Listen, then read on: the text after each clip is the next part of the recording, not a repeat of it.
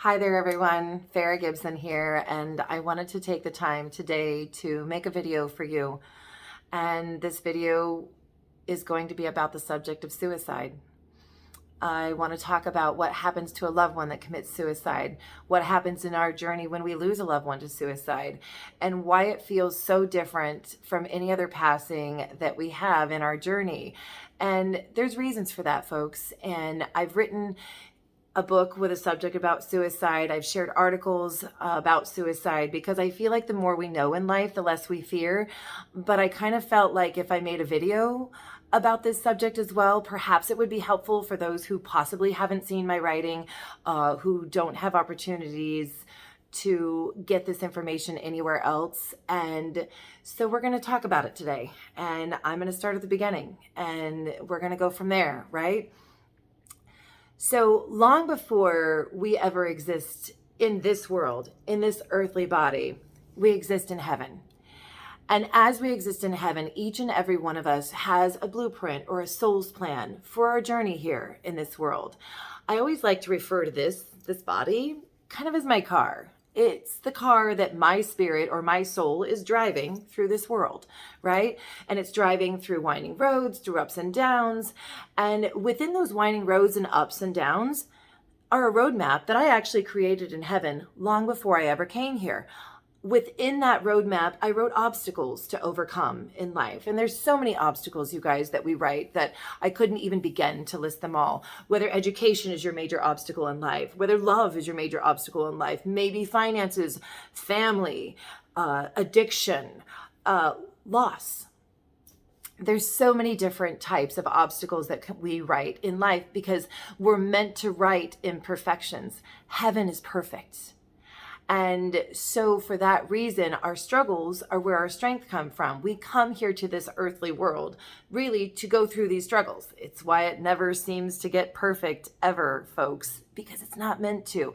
We're constantly searching for that love, for that perfect love, for that happiness, right? Why? Because it's where we come from. It's where our driver existed long before it drove this car. So this car kind of gets us through the crappy roads, so to speak, so that we can get back to that awesome one in heaven. As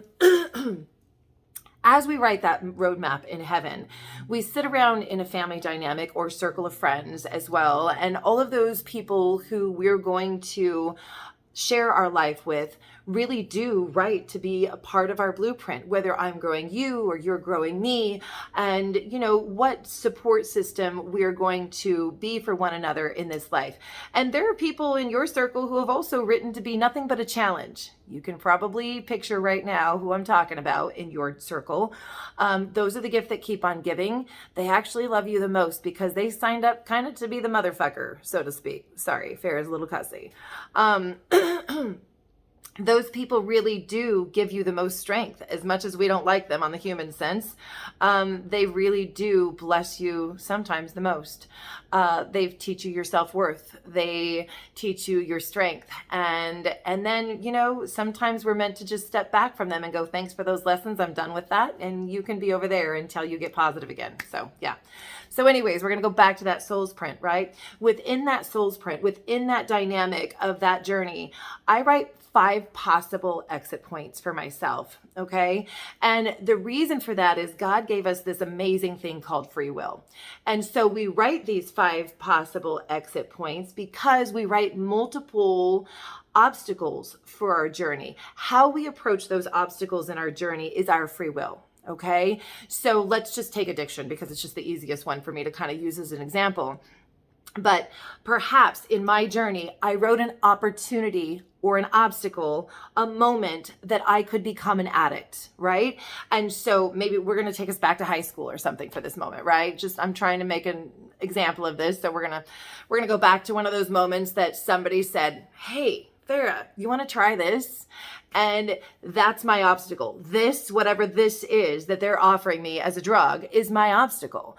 How I approach my answer is my free will. Let's say that I say no. I don't want it. I'm not interested. Thank you, though. There's that obstacle that I hit, and I just bypassed it. And my life is a little bit easier and a little bit more beautiful in those moments because I didn't become an addict in those moments. And then I continue on. Or let's say that I take this, hey, Fairy, want to try this? Why not? Right?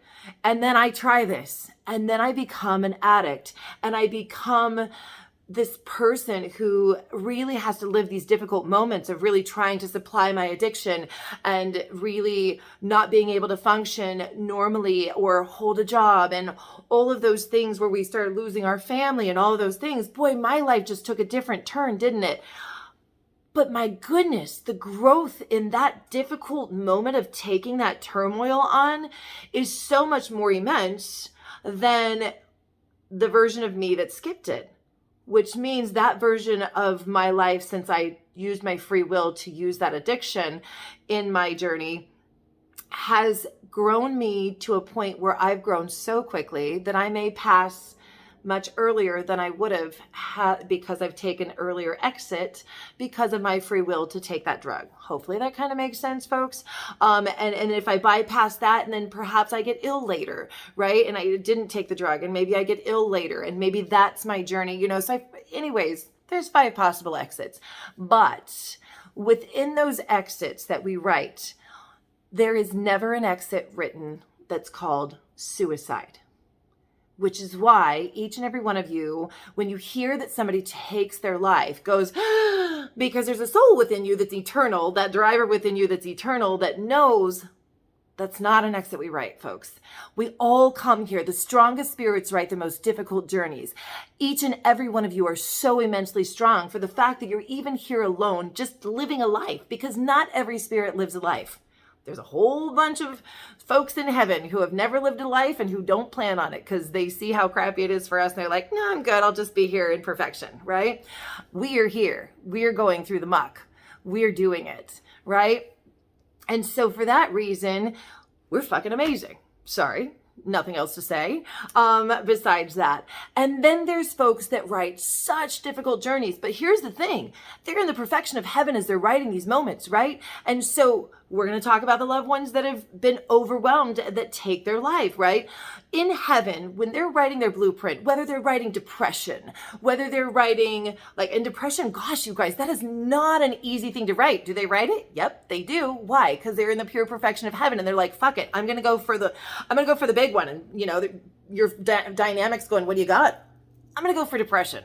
I'm going to go for not feeling right in this world, for not feeling like I fit in, for feeling overwhelmed, for having a love moment that's going to overwhelm me so much that it's, it's just going to be my biggest, whatever it is that they write, right? And so within that dynamic that they're writing, they're in heaven as they're writing this. They don't know how horrible it's going to be. They don't know how hard depression is. They don't know how hard a huge breakup with the love of your life is. They're writing that they don't know how hard addiction is going to be, right? There's lots of reasons that people take their life, folks. So I'm just going to kind of touch on some of those icky subjects, right? And so as we're writing this really difficult life in heaven, somebody's walking behind us that's lived one of those lives before going, that one's a bitch, don't do that one, it sucks. And they're going, shut up, this is my life. If I want to do this, I can, leave me alone. Because we don't know when we're in the pure perfection of heaven how icky this is. Game on, we get here, it's icky, folks. Y'all have had some icky moments in life. We all have. Why? Because we're living and this place sucks sometimes. But as my car is driving through this world, I'm meant to get over those obstacles however I can, whether I got to slip it in 4-wheel drive or, ask for other cars to kind of meet me and help me on this journey or whatever it is. And then there are folks who feel so completely overwhelmed that they just simply can't continue their journey. And in that moment, for whatever reason it is, that they decide to take their life. It's their blueprint. It's their journey. It's their soul's growth. You're not bigger than their blueprint, but they have a blueprint with intentions for their growth. And their growth was supposed to reach here. They were supposed to be here. They were supposed to be in your moments. They were still supposed to be growing and challenging you and you them. We wrote this together. It's why we feel like we're floundering so much when somebody takes their life. It's why we feel so empty and like as if when we take a step, there's footing there, but when we take the next step, there's no floor, because they're meant to be there in that moment. It's why it feels so different than any other loss, right? And so when they take their life, they go to heaven, folks. There is nowhere else that they're going. I promise. Each and every one of us gets to go back to heaven. I do believe in God, folks, but the God that I know is loving and more amazing than any negative that ever existed. And he welcomes each and every one of us home. He knows that this is your soul print. This is your intention for your growth. Why on earth is God going to punish you because you didn't finish the growth you intended for yourself, right? He's not. So we do go back to heaven. When we get to heaven, we do an extremely amazing thing called a life review. And we will review every millisecond of our life through the eyes of everyone we ever touched with our journey. And I mean everyone, folks, from your family to your friends, to the stranger on the elevator that you met that you did or didn't say hello to the people in the store, to the people that you worked with. You're going to know exactly how you affected every single life you ever touched from their perspective. It's why I try to make good efforts to be good, folks, because I want to be proud of most of those moments. We're all going to have moments that we're not super proud of that become moments of growth. I promise. Heaven is perfect and life is not meant to be. And so it's okay, folks. So anyways, when they get back to heaven, they do an extremely amazing thing called a life review, and they review every millisecond of their life. So we worry as a family, like, did they know that they were loved? Did they know how hard we tried? Not only do they know in that moment of life review, they know every millisecond from your perspective. They know the hard moments that you tried to save them. They know the moments that you had no idea that they were even at this point in their life that they were ready to take their life. They know every single millisecond from your perspective. I promise. So please let go of the, I wonder if they know. I promise you that they do. Okay. So as much as you can, I say let go, but I know, sorry. Don't just let it go, but let's try. Right. So then they get to do that life review and they see how many amazing moments they blessed this world with, even if they were the motherfucker, so to speak, right? Honestly, they were meant to be. It's their journey. Whatever it is that they were doing in life, and because there's so many different subjects of how many different types of people do take their life, it's hard for me to like focus on one, folks. So I'm just going to talk about the basics, right? And the behind the scenes. So they've gone through this life review, the millisecond that they get back to heaven.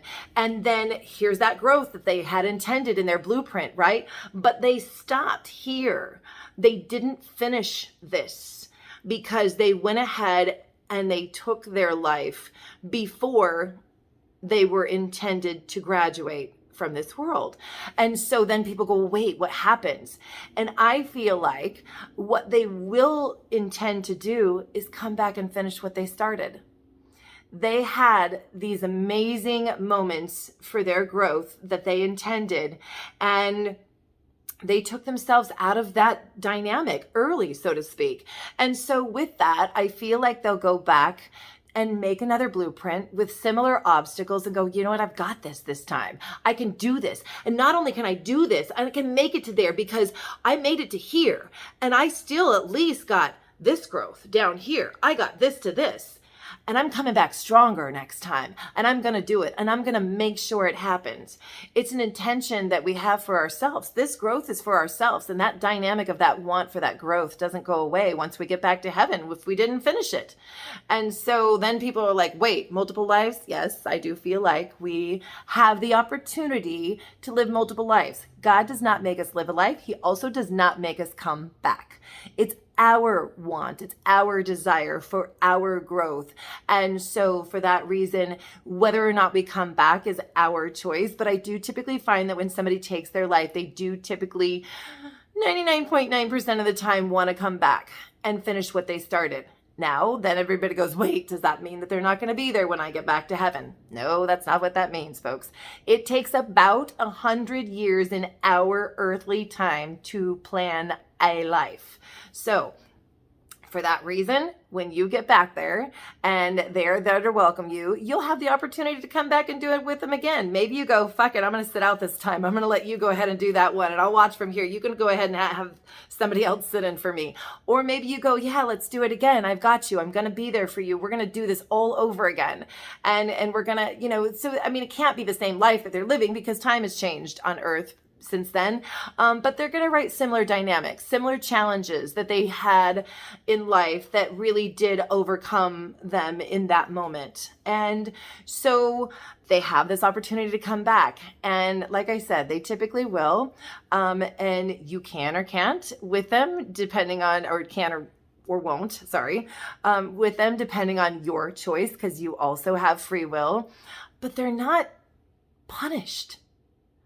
And they are in the pure perfection of heaven, enjoying their moment and watching over you every single millisecond of your life, cheering you on.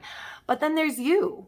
Then there's you, left here, still living, and feeling like every step you take, there's a step missing because they're not in that journey the way that they're supposed to be. And the reality of it is that empty step will never be filled. And it will never, ever have somebody that stands within it in your human journey for the rest of this life.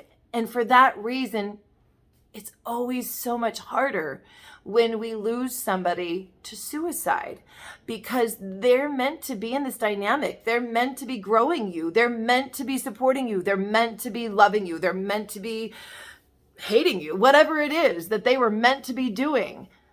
They're not here in the physical world.